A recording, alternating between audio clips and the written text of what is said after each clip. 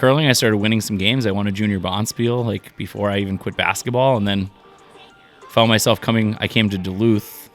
We hosted the first ever Olympic trials for the first time as a full medal sport in December of 97. And I remember watching, and I was expecting to see, like what I was seeing at the World Series, like guys that were just ridiculous at baseball, way better than I've ever been. And, our state basketball championship, like guys that were like, wow, these guys are really good. And I remember going out there and be like, I don't think these guys are that much better than what I think I am right now. And I wonder if I treated this like I've always treated baseball and like I've treated basketball up to this point. I wonder how far I could take this. I'm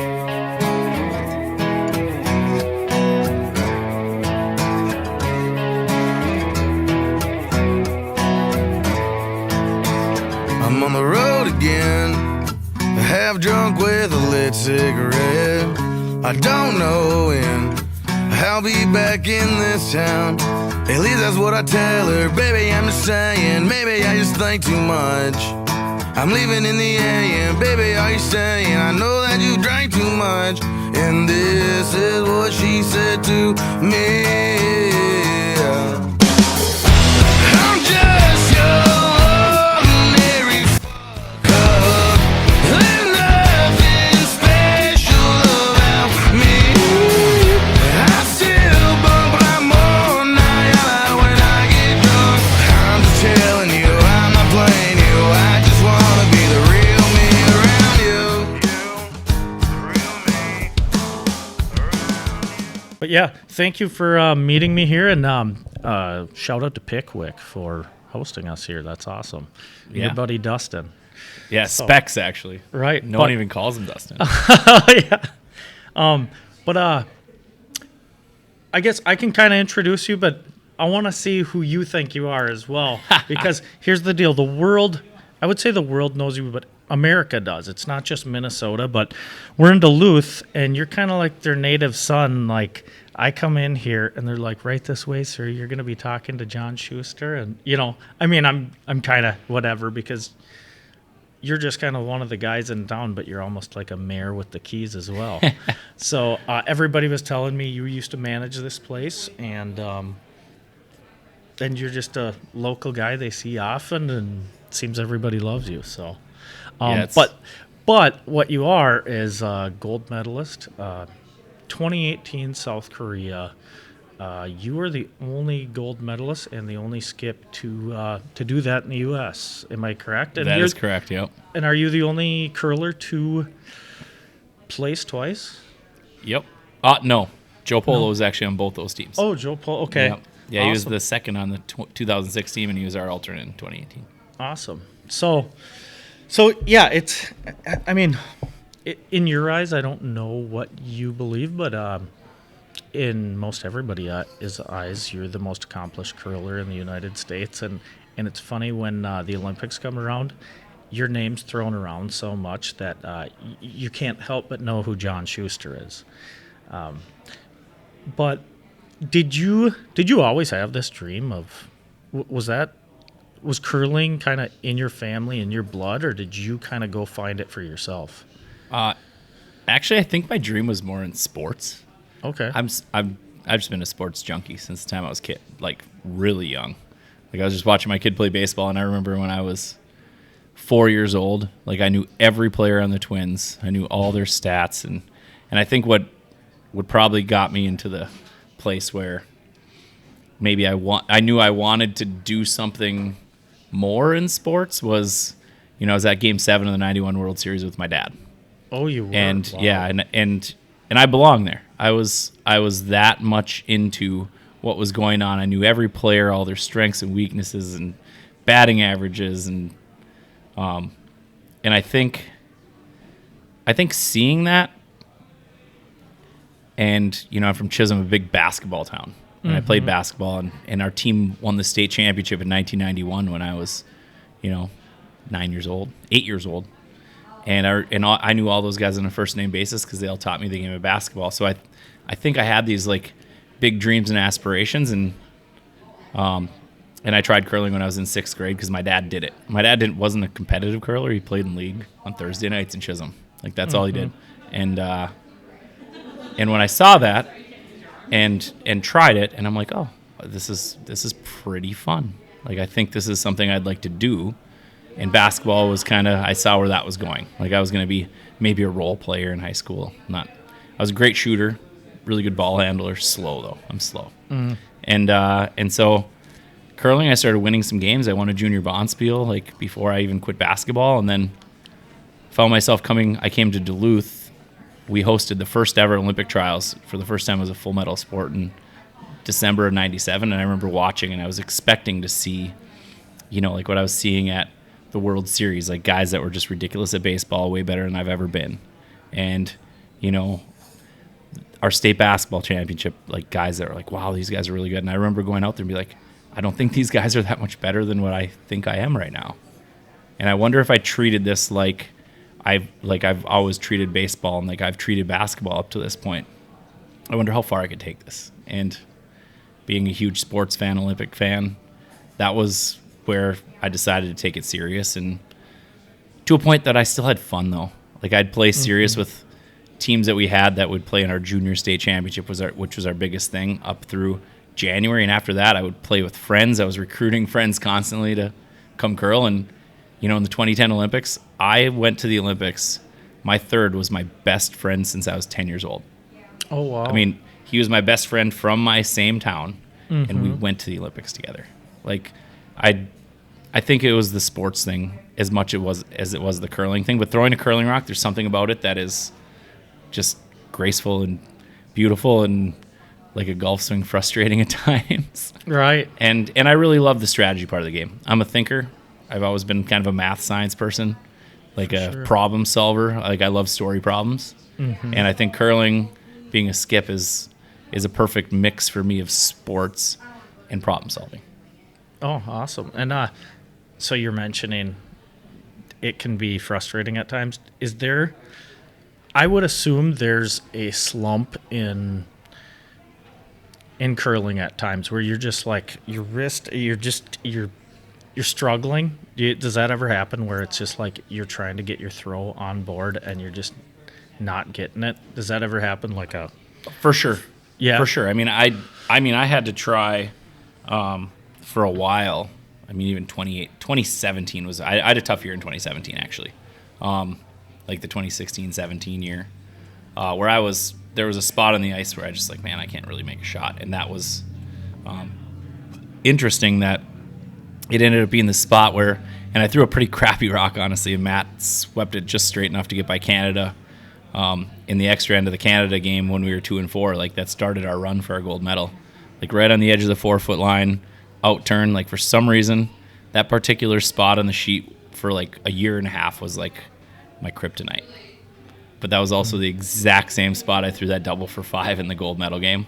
Right. And I mean, never entered my mind that was my spot, that was my kryptonite either. So it does happen. It for sure happens, just like it does in all sports. But for me, it's, I go onto the curling sheet and practice by myself, and it's like going to the driving range and you just work through it. Right. Yeah. Yeah. So all of this is just basically talk if you don't win gold. Like, everything, your life had to change so dramatically because you were the flag bearer in the last Olympics for the U.S., so that's huge. But you've been to five. And curling's kind of a sport that you can do that. As a female figure skater, it's just like your window is small, but at the same time, that's incredible. And how far do you want to go with it? Do you want to just keep running it out until some young kids come up with something else? Or there's young kids trying to come up with something else. I mean, that team that we beat to go to the Olympics this last year, like they're going to be a pain in the butt for the rest of my career. Right. Because they're not going anywhere, and they're really good. Right. So, and that was Omaha, and who's their skip? Corey Dropkin. Right. Actually, I just saw him tonight. He was at the baseball field of my kid's first baseball game. Oh, wow. Yeah, because I had heard, is this kind of like the mecca for curling? Is Duluth area It kind of has become that way. It's not supposed to be that way necessarily because, our Olympic training sites are in the Twin Cities, and we have, the training house at TCO, or the Vikings train is like our training center. Oh, really? Where we have the ability to go there. We have a full-time trainer that can and will like train all of our athletes that are on our national team. But one thing that we have that no place else in the country has is we have ice that's prepped every single morning and done at 9 a.m. And so for somebody like myself and my current teammates and all the people that I think we have 10 Olympians, and we've represented, between the 10 of us, I think we have almost 20 appearances in the Olympics over the last, 5 Olympics. We all have the ability to practice late morning up through lunch hours, and we have some of the best ice in the country day in, day out, and it's always prepped in the morning, which makes it feel very, very similar to the ice that we play at all of our biggest championships.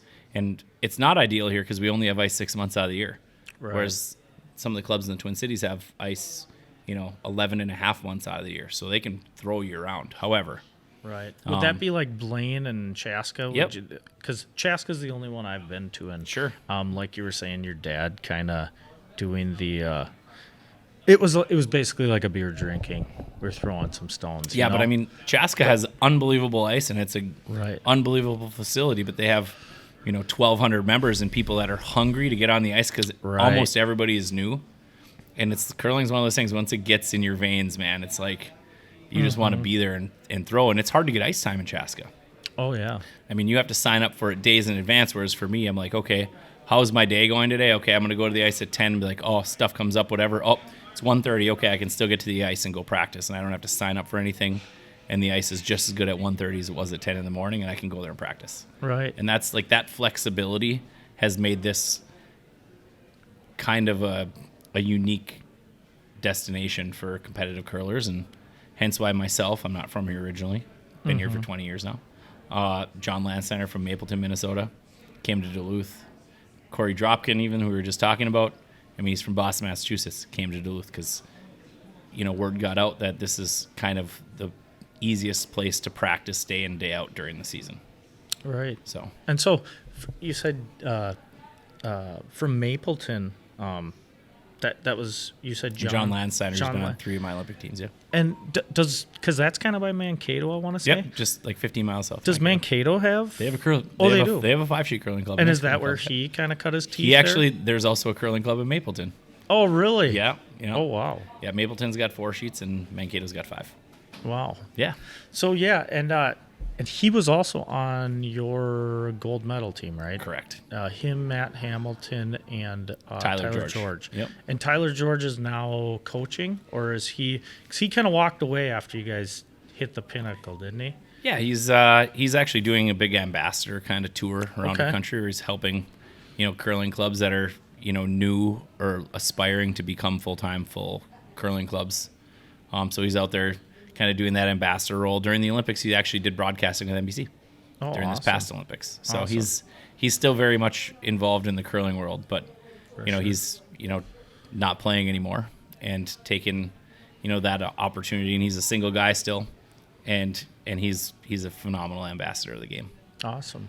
Yeah. And so after you guys won the gold, it was kind of like you guys were at that time. You were the Johnny Depp Amber Heard trial. You guys were like, what was going on? What people were talking about?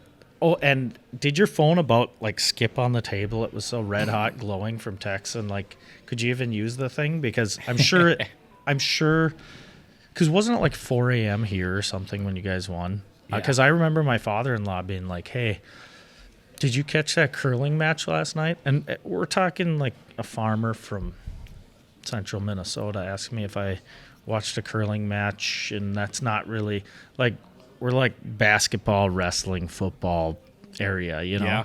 And I was like, no, but I watched 2 matches prior to that, and he's like, yeah, they won. I just couldn't sleep, turned the TV on and saw this. So like, that's how I knew it was. But when everybody woke up, it was like, that was a big deal, and people kind of liked it because they were like, these are like guys like us. And I don't want to, I don't want to like, absolutely.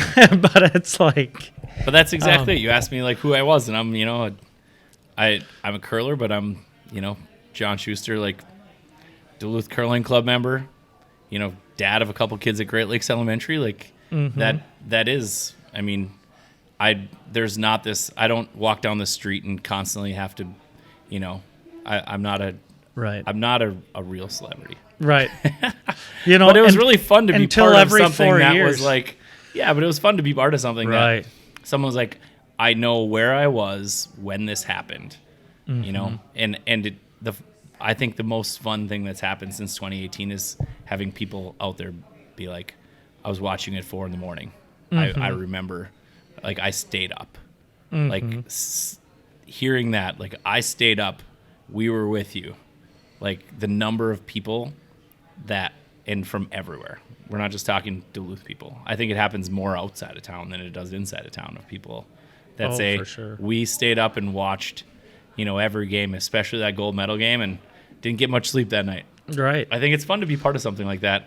For sure. And luckily it happened like in a non-COVID year, because like you guys had the stands pretty packed, and people chanting USA after you hit your shot. And I mean, because did you know before that, or did that kind of seal it, or were you guys still nervous? And do you get completely nervous too? Is it like you guys kind of basket cases before? No.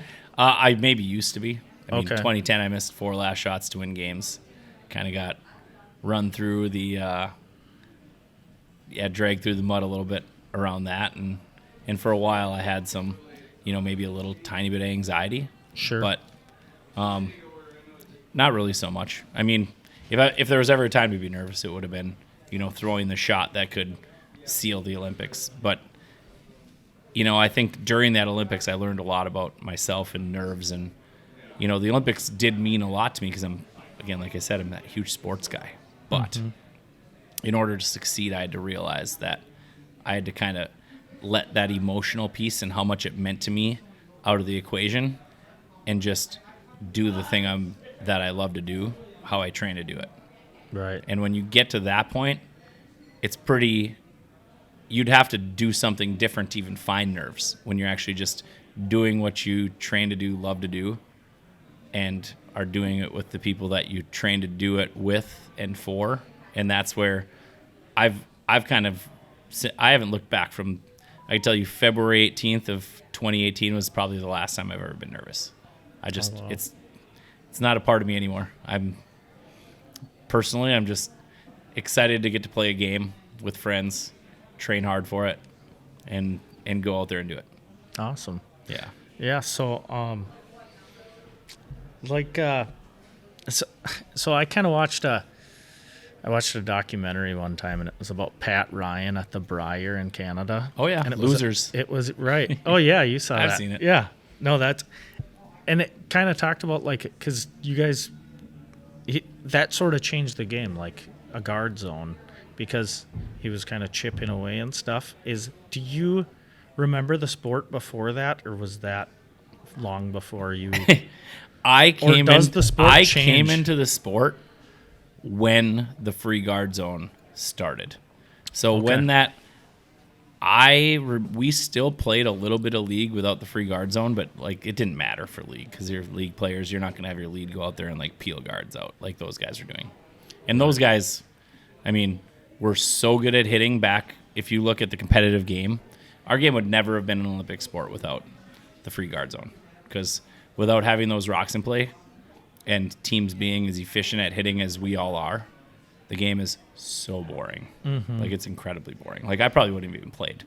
Right. It really would have been just that boring of a game. So, I mean, that did completely change the game when teams got so good at hitting and the ice makers got so good at making good ice that, back in the 70s, teams were that good at hitting, but the ice wasn't always that good. So it was kind of like the great equalizer and could cause rocks to be in play and cause our game to be more interesting. But as the ice got better and better and better, and you have these teams being as good or better than they've ever been, our game got super boring. And that's where, when you have guards in play, that's where the fun begins and where the fun for watching begins.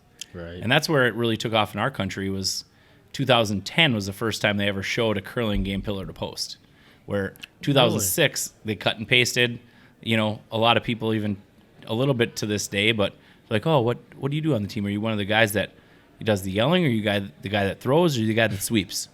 Well, prior to 2010, you only saw the skip throw the last 2 rocks to the end, so that people just assume that these 2 guys sweep all the time, this guy throws all the time, and this guy yells all the time. Mm-hmm. But now that people can see the entire game and how it develops, I think that's what's really allowed the game to take off in our country. For sure. Yeah. After you guys won gold, like, how did your life change? Because it had to change dramatically. I mean, you probably do speaking engagements, and I mean, how did it change right away, and then how did it change long term? Because I'm guessing this is your full time, basically, gig now, right? I mean, it was my full time gig anyway. Oh, right. But it was a full time gig that didn't pay. Right. Like, that I didn't have opportunities to even get, like, the long-standing joke in all of Olympic sport, and it is kind of the part that's a joke, is you can't make money in Olympic sport until you retire and you can start coaching, because the athletes don't make the money. Right. So I was like, well, when I retire, I can start making money in curling, so when are we going to retire and start making money in curling? However, winning the Olympics kind of changes that a little bit, whereas, okay, we have some amazing sponsors now, and give us the ability to actually earn some sort of income through winnings at, events. We have enough, we have a budget for travel through the national team, and I get, I've been playing for health insurance for the last 15 years, because we have elite athlete health insurance. That insurance is free for me and really cheap for my family. And for me, even since I've been married, and I've been married for 12 years as of yesterday, but oh, congratulations. Yeah. But my wife and my kids can get added onto our insurance, and my wife, who, is the actual steady income earner in our family, doesn't have to take health insurance out of her paycheck because I get it through curling. So I've been curling for health insurance. Right. And it saved us, $10,000 to $20,000 a year, and it's like, okay, well, that's my income. Sure. But since winning, that has opened up things such as speaking engagements. Right. Where I have probably 1 to 2 a month on the docket. Are they like corporate, or do you go to schools, or both, everything in between? Or? A little bit of both. I don't ever charge schools. Right. If I go speak to kids, that's awesome. And actually, I'm just joining Classroom Champions, which is a nonprofit full of Olympians and professional athletes that we're provide a curriculum for generally elementary schools, middle schools, things like kindergarten to 8th grade, where we have a curriculum that we add to schools, which is, not something, it's something I don't get paid for, but has the ability to connect with classrooms, where I'll have a couple, live video chats for a few times with classrooms and help teachers with lessons and that kind of thing. But I do corporate stuff. I've had some, I did something in the cities a couple months back with Dave Schwartz, where we just had a sit-down conversation on a stage for whoever wanted to attend, and it was a lot of fun. And I, after the thing got done, I had people coming up being like, "Wow, I never knew this, never knew that." Even, some of my relatives that were there, and I actually had a takeaway from this. And I haven't really been trying to go out and be like a full-time corporate speaker, but I definitely have something to offer. And I kind of take them case by case, and I had just something I spoke at last week where 3 of the people that attended asked me about coming and doing something because they really liked my story, my messaging, and how I delivered it, and thought it could be valuable to their particular organization. And so I'm kind of growing that little by little, kind of organically, because it's not something that I enjoy doing it. But I also I'm not going to write something and have some canned presentation that I'm just going to deliver. I want it to be deeper than that, mean more than that, and also be, kind of on my own terms and on somebody else's terms. So I've grown that organically, and I have a ton of fun doing it. I've actually had more fun speaking, I think, in the last 5 years than almost anything else. But we did some really cool stuff right after the Olympics. Oh, yeah. Some of the stuff we did was crazy. Yeah, go into some of that, because, I've seen some, because you almost couldn't avoid it. You guys were the talk of everything, Everybody said 90 days. Your window is 90 days after the Olympics. But Were they right window on was that, or way bigger than 90 days, man. It was way bigger. We blew the Aller horn at the Vikings game that ended November. I swear I was at that game. It was a Sunday night game against Green Bay. I wasn't at that game, Yeah, but you must have thrown like a first pitch. At We a threw the Twins first game or pitch at the something. home opener for the Twins. Yes, I think I Yep. was there. The right. same one did the Eagle land on the Mariners Yep. starting pitcher out in the outfield during the national anthem. I believe so. Yeah, then yes. you're at that game because Right. that was actually, and then our Yeah. first pitch went awful.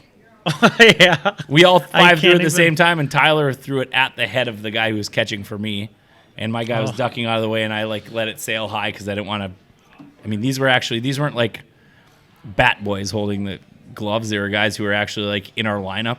Right. And so as I see my guy ducking out of the way, I'm just like, let it go a little bit high. Because Tyler was throwing from the mound, and he tried to fire it as hard as he could and did not throw it to his catcher. So, yeah. Yeah. No, that's. But, I mean, I find myself telling, stories or little things. Like, I'm a knuckleballer. Like, I was a knuckleballer growing up. Oh, really? And so I pitched all the way till I was probably like 23, 24, where I'd just go pitch in, like, town ball league, like wood bat Right. league. Yep. And actually, in 2018, I played in the BMW Pro-Am, and Matt has played in it every year. But I played in it that first year, and that year they had a celebrity softball game at the same time as the Pro-Am that they invited us all to play in, and I got to throw knuckleballs with Tim Wakefield, where we just threw knuckleballs back and forth.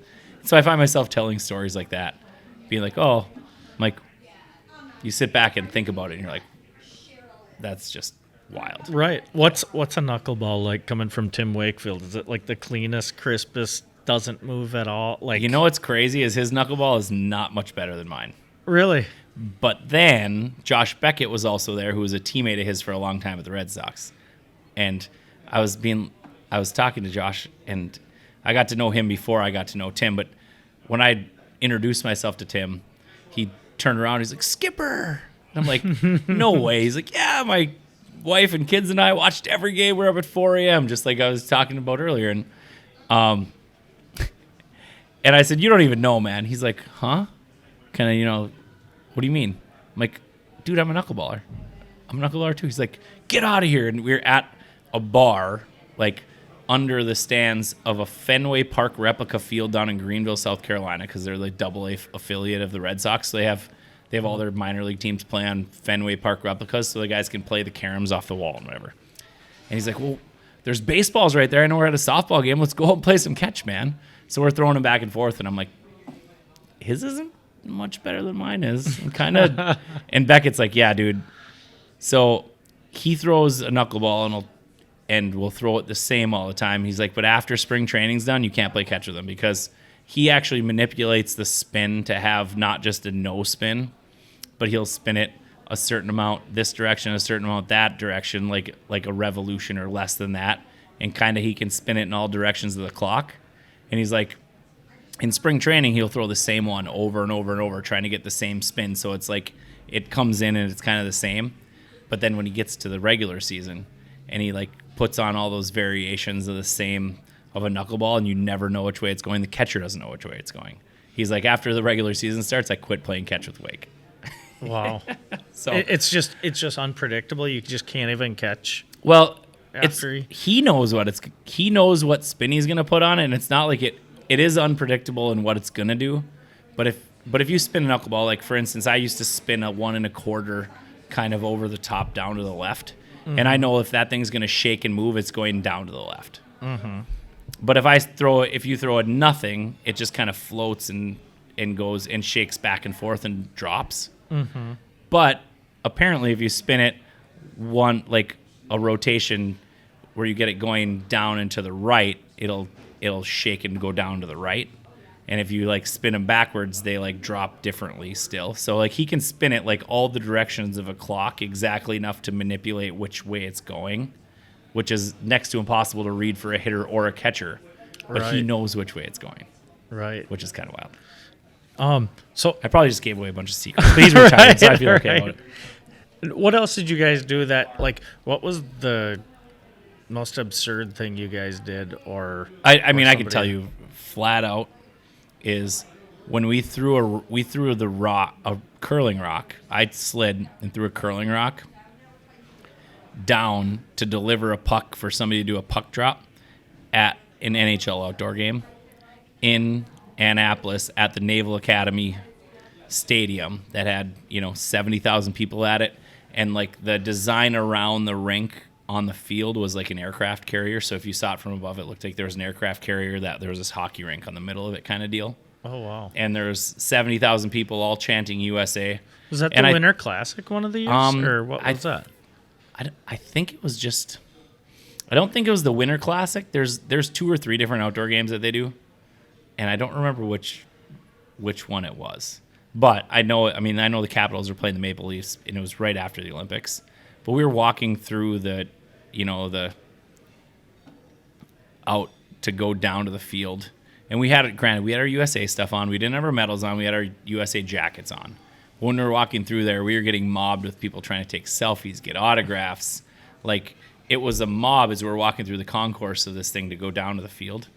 And someone's like, "Hey, it's Team Shuster. They're like the Beatles."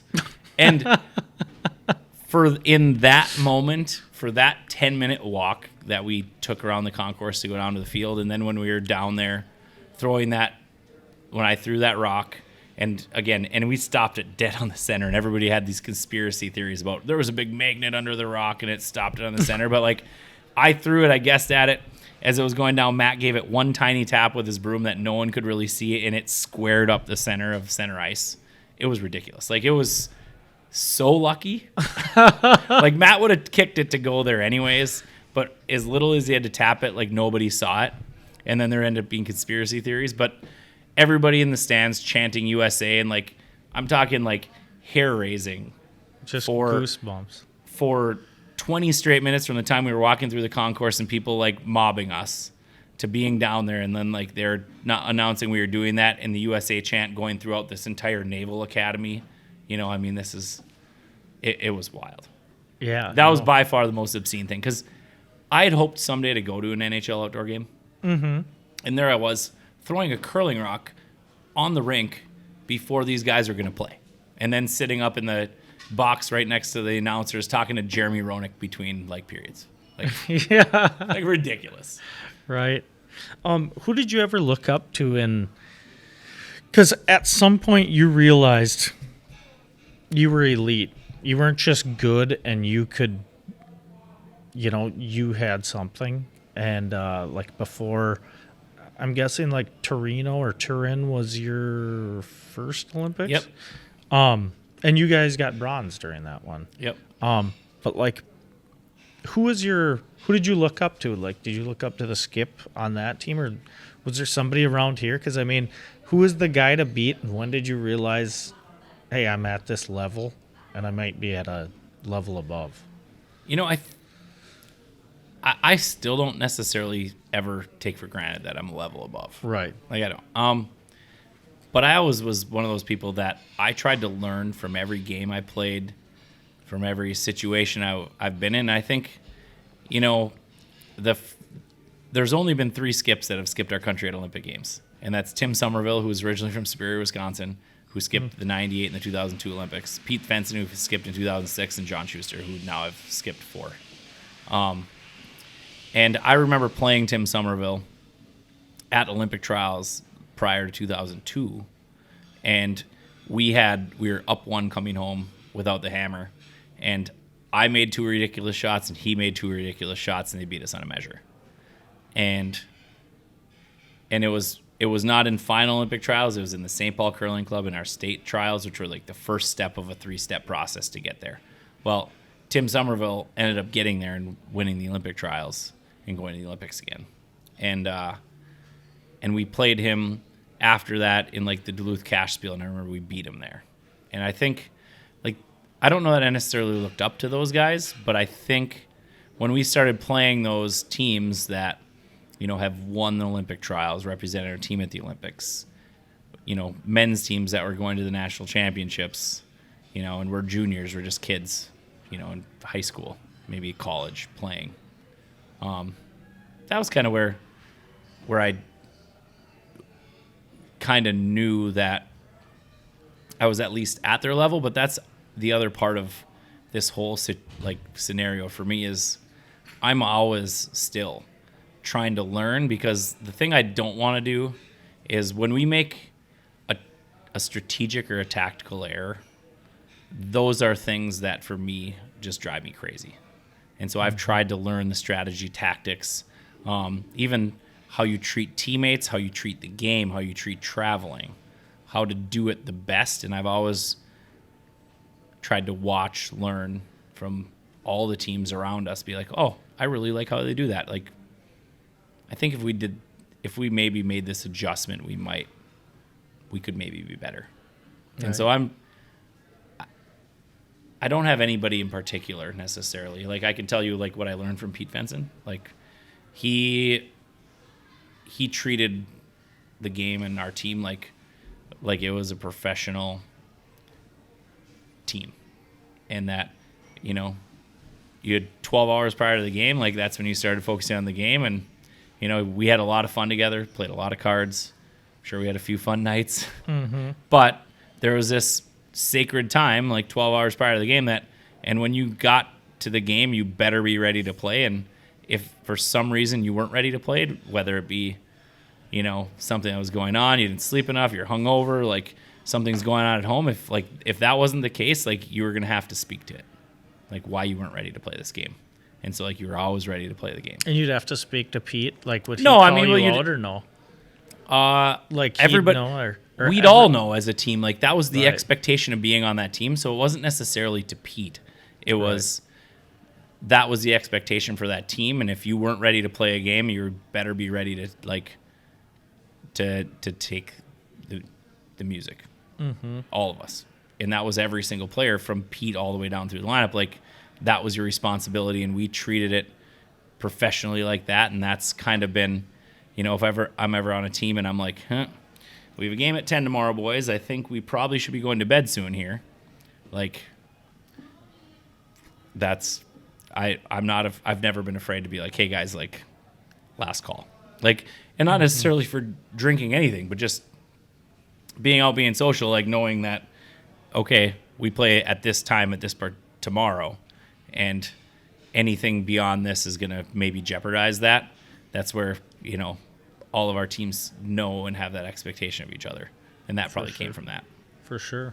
So are there any, I mean, you guys are kind of in a tight-knit community too in Duluth. Are there any kind of rivalries, or there's a team you want to beat, or, and I can only imagine this, and whether you say I'm right or wrong, I know it's got to be true. You and your buddies must have a target on your back, because when you're holding the belt, everyone's hungry. You know, when you're at the top, they always say, I remember, so I like MMA and whatever. Sure. And I remember Matt Hughes, and I'm paraphrasing, but he said, like, it's not easy, but getting the belt, you're hungry. Holding on to it is the toughest thing there is. So do you ever, I mean, can you speak to something on that, or is that not the case with you guys? Because it's got to be tough to be the man, and then you guys are kind of just fighting everybody. If they beat you, they're bragging. You know what I mean? Yeah, it's interesting. We are tight knit, and it is, I mean, very much so.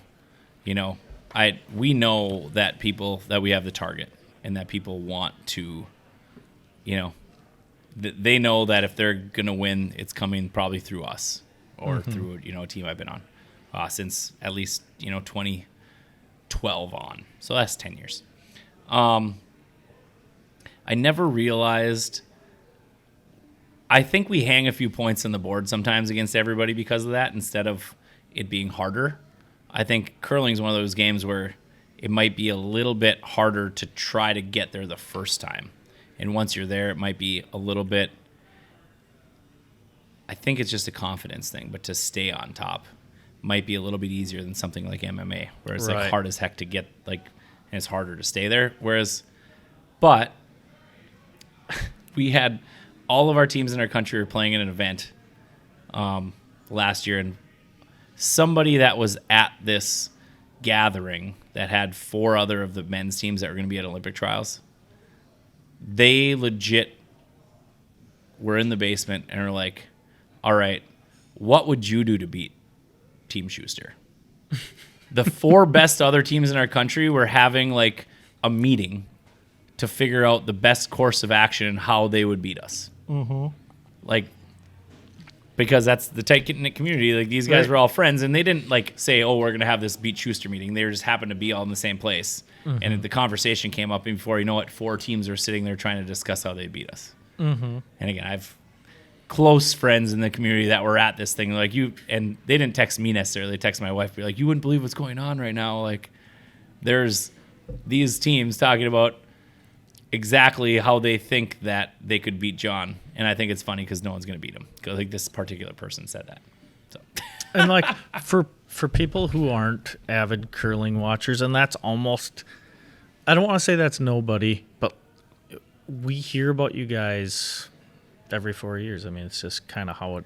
And we're trying to change that. I mean, that's the goal is to, and whereas our world championships are being televised every year. You know, and if we can get our national championships on TV every year, like we can hopefully move that needle a little bit where it's now an every year thing as opposed to an every 4 year thing. For sure. And I mean, who are the top countries? I mean, top 5, would you say? And not in any order, but well, I mean, like Canada's king of curling because they have a million curlers in Canada, right? And they have the 7 Grand Slams. And the World Championships, it's either the men's or the women's are in Canada every year because they have the most curlers, they have the most money behind the sport. Curling Canada has a ton of, cash flow. Like, that's where probably 3/4 or 7/8 of the viewership in the world is in Canada. Oh, really? Yeah. Wow. And 3/4 of the curlers. But when you get to top level teams and like you have Great Britain, Scotland, who, won gold in women's and silver in men's, and their team that won silver in men's, if they played the Olympics 10 times, they might have won it 6. Like, I mean, they're probably the best team in the world. But then you have Sweden, who has a top men's team, maybe the best team ever in Team Edin that we beat in the gold medal game and just won gold in 2022. And they have the women's team that won gold in 2018 and have been one of the top teams in the world for the past 10 years. But behind those teams, there's not a lot of depth. So you have Scotland's got a little more depth than Sweden does. Sweden has 2 super high level teams, but there's not a ton of depth. Switzerland has a lot of depth, like a lot, in their top level teams, and they have similar numbers in curlers to our country. So that's another one of the countries that's always up there. And Norway had one great team, and pieces of that on the men's side have been really good. Japan has had, has 12 or 15 women that have, challenged and won medals at Worlds and Olympics over the last decade. But on their men's side, they've struggled a little bit. So, but then you have, Italy won the gold in mixed doubles, and they have some really, really good players, but there's not a lot of depth there. So and then you have us. And, we won gold in 18, and we got 4th place this last year, and we were always pretty much in the playoff mix at Worlds. And then Dropkin went to Worlds for men's this year, and he was in the playoffs. And Christensen on the women's side went to Worlds this year and was in the playoffs. And Peterson. So, like, we're right in there as a country. We just have to figure out how to get us closer to the top of the podium on a more consistent basis in our country. For sure. And so, is there an off season? I mean, I'm guessing you always practice, but this is the off season? So you do get to kind of have a summer, and yep. Do you ever go throw a few rocks, or is it you enjoy your time to get away? I think I'm going to go throw next week when I'm going to the cities. My kid's going to a swim camp at the University of Minnesota, and I think I'll probably go throw one of the days. Yeah. But I like to slide, so I have a pretty good relationship with SAHA, so like Superior Amateur Hockey, that has our ice rink, that has rink ice all year round. And usually starting around the beginning of August, maybe late July, I'll go in there and find when they have ice rentals, and I'll look for a period of time where there's a 2-hour opening, and I'll just go and I bring my Pebble can with me and grab my curling shoes and my pants and go and take 30 slides. And for me, like 30 slides without a rock too, or no rock. Oh, okay. No, just slide. Yep. And so as long as I have Pebble and the ice is, if it hasn't been freshly Zamboni, then I'll shovel it and sweep it and get it as clean as I can and pebble on top of it and slide. But for me, I started going to the gym probably in 2015. Okay. Because I realized I kind of had to. But I've still And never I was been able. actually just gonna say, you look trim and fit, and TV adds 15 pounds, man. does I was way bigger back in 2010 to 14. Like I was, Okay. I was 30 to 40 pounds heavier. okay. But I've 2017 till now, I've pretty much been close to the same, maybe a little bit smaller now than I was in 2018. Okay. It's Awesome. the beard. Right. Right. Yeah, and But I've never been able to replicate a curling slide to like get my knee to feel right in the gym. So that's where like sliding for me is really important. And I always thought I had to throw rocks, like actually go and practice. But I've now found that as long as I get in 3 days of sliding a week, starting around mid-July, by the time we get to our season, which starts usually end of August, I'm prime. okay. And what did competition and practice look like during COVID? Was it just absolute zero? No. Or We had actually, our curling club put ice in 2020, 2021 season, and the club completely shut down for like late November, like right at Thanksgiving through probably beginning of February. But once they put the ice in, it was just as cheap to keep it as it was to not keep it.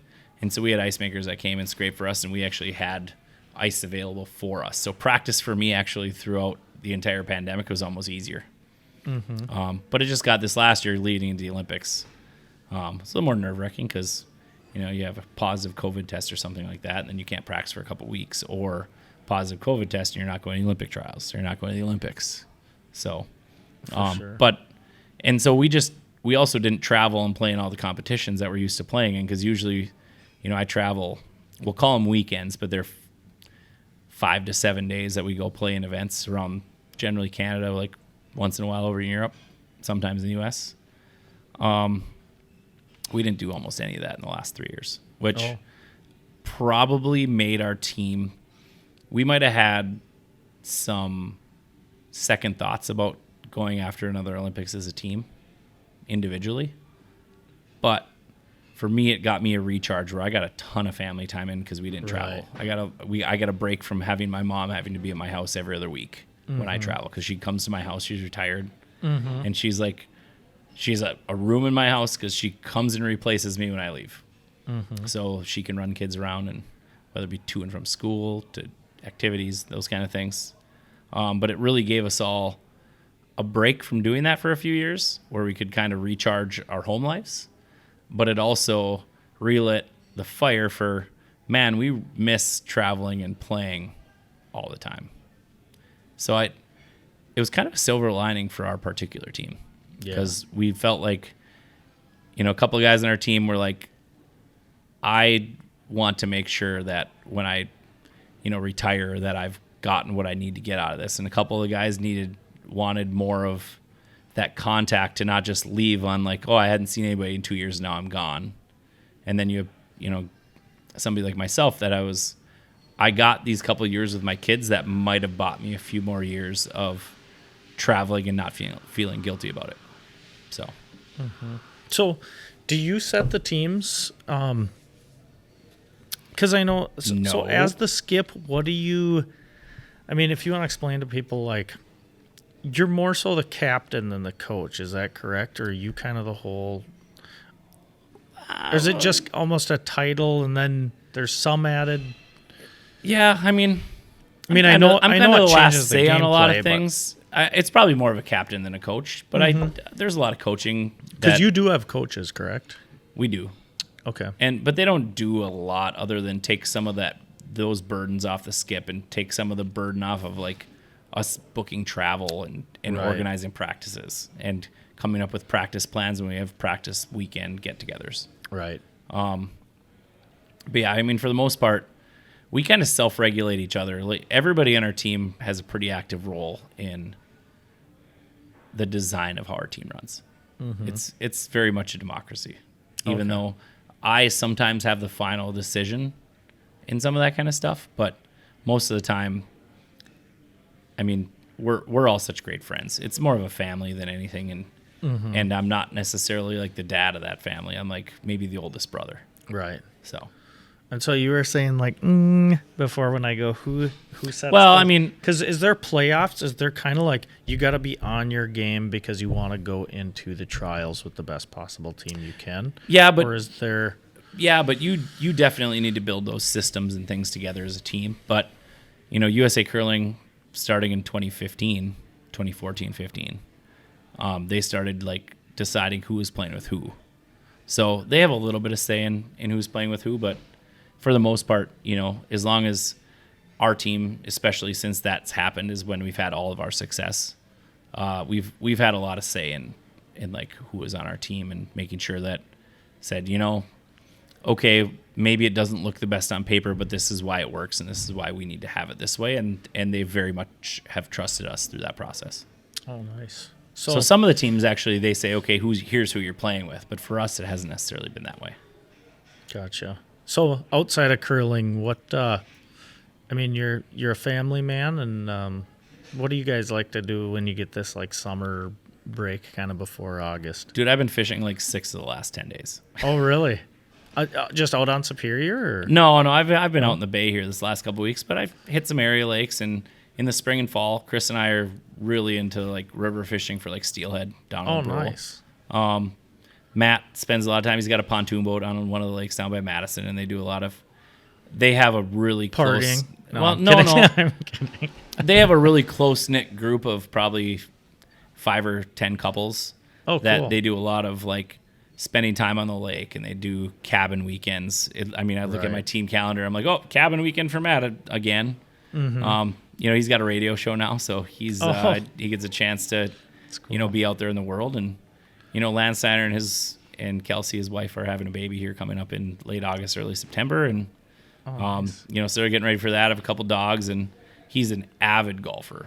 Like he's really, really taken, like they've joined Ridgeview in our town here, and have like he might have had the most rounds in the club last year because he's one of those guys that likes to when he wants to do something, he doesn't go half in. He's all in. And yeah, so that's kind of what he does in the off season, and yeah, so we kind of all have our things. Chris and his wife do a ton of hiking, spend a lot of time with their dogs, like doing that kind of stuff. And they're like closet agate hunters on Lake Superior as well. They don't like to tell people about it? No, because a lot of people don't think that people should be picking agates kind of thing, but he's got a pretty ridiculous collection. Oh. Because a lot of people are like, oh, leave them there, because the lake produced them, let's leave them there kind of thing. And he does. Right. They don't grab every single one they find. But, they go walking with their dogs along the shore, and that's like their happy place. And when they find like ridiculous ones, like they have a ridiculous collection. Oh, so, for sure. And it's not all. They go up on Spirit Hiking Trail. They're both, I think his fiance she even had a small like side gig going where she had like a hike that SHT kind of stuff that I think just ended, but they spend a lot of time on Spirit Hiking Trail too. So for sure. So we all have our getaways, but we all stay in touch. We have a group text that the 5 of us are on with Colin, who's out in Seattle as well, and yeah, we're every day we're always kind of checking in with each other, say, oh, did you see this? Did you see that? Whether it be something in the news or something curling related, or giving somebody crap about something, like it's really like family. Awesome. So, but then during the season, I'm guessing, like, does it kind of buckle down? Like, do you miss out on fall and winter activities that aren't curling? Like, do you deer hunt or ever have any interest in that? Or I pheasant hunt with my dogs. If I wasn't curling, I'd probably do it. If I wasn't curling, I'd be doing a lot of those activities a lot more. I'd be pheasant hunting a lot with my dogs. I'd probably go out to North Dakota or Iowa or southern Minnesota with my dad and my dogs. I'd be taking week-long fishing trips going somewhere with my dad, as opposed to just, dropping my kids off at summer school like I did this morning, going out on the bay for 3 hours and taking my boat out in time to pick my kids up from summer school. Going out. So, yeah, there's definitely some sacrifice. I deer hunt. I try to never miss the opener. This year for sure I'm not going to make the opener because there's an event where we're going to be at one event or another, so I'm going to miss the opener. So the second weekend will be the weekend that I'm going to do my deer hunting. But I've deer hunted I shot my first deer when I was 10. Mm-hmm. So, yeah, those are things that have been sacrifices. Right. But, my wife and, family know that through the last like 4 or 5 years, like fishing has kind of became my happy place, where that's where I go to kind of find like my zen that helps me get back even in the groove of being a better stay-at-home husband, dad. Mm-hmm. And, being that's where I get a lot of thinking done. Using my problem-solving skills to try to figure out like where I'm going to fish, how I'm going to do it. I'm not great at it, but I'm still learning, and it's like a challenge for me, and that's something that challenges me. Golf was that for a long time for me. Mm-hmm. But now it's kind of switched from, I haven't touched a golf club this summer. It's crazy. Oh, yeah. And I was a 4 handicap at some point. Oh, like wow. That was what I did in the summer to keep myself sharp. But now I feel like fishing is kind of that thing that keeps me sharp. Awesome. And yeah, you mentioned steelhead fishing. That's something that's always been like interesting to me, but because there's just so many places you can do that up here and beautiful areas and everything. But we can get close to wrapping it up. I just wanted to ask you, like, you're certainly going to be written into the history books for the Olympics, Winter Olympics, U.S. But like, what mark do you want to leave on the sport when you're wrapping it up? And in curling, do you ever leave your broom on the ice, or does it like you take your shoes off and walk off, or how does a curler retire? And I'm not saying that's tomorrow or within the next 10, 20 years, but yeah, what mark do you kind of want to leave? Well, I don't know how I'm going to retire yet. My wife will tell you that. But I think when I kind of made it to several Olympics, one of my goals was to try to figure out how somebody could make curling be more than just a hobby or something they do on the side. And I'm the only player on my team that this is kind of like my full-time gig. Mm-hmm. And now if we could ever get curling close enough to the mainstream and funded enough in our country and bring in sponsorship enough in our country to make it where somebody, an aspiring curler, could focus on that and have that be their primary thing that they do, which is kind of what I do. And I think if I can allow somebody else like me who's a sports junkie to have that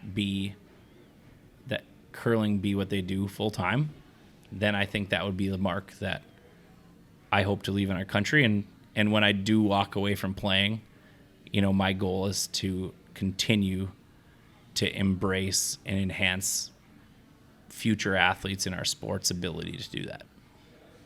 Awesome. Yeah, actually, when you were telling the story about you throwing that rock before the national anthem and stuff, I was almost thinking, like, why don't they just paint the face-off circle as a home and just do a full winter carnival thing and have U.S. v. Canada before the game? I was just almost, in my mind, I'm just like, that would be a kind of a neat, And just something like that would probably be, people love it. That's the thing, is when you're in the Olympics, people love it. But the exposure, you were saying now Worlds and everything, you're able to get it on TV, but that's about as far as it goes for much of the country. I mean, right. We're really kind of we're in the icebox, Yeah, I'm much more well known in Canada than I am in our country. Oh yeah, for sure. Like walking down the streets in Canada, do you get? No, not necessarily. No, I mean, not necessarily. People. That's the thing is, I don't know.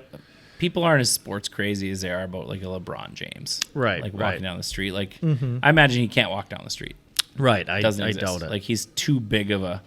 But in our sport, it is that way when you're at like a world championship in Canada, or if, like the Canadian national championships, the Brier, Mm-hmm. Where those athletes who are playing in it, if they go out into the patch, which is just the big party that goes alongside afterwards, where there's concerts and music and stuff going on, and a giant bar with 10,000 people in it, like those curlers, if they go in there, they're mobbed.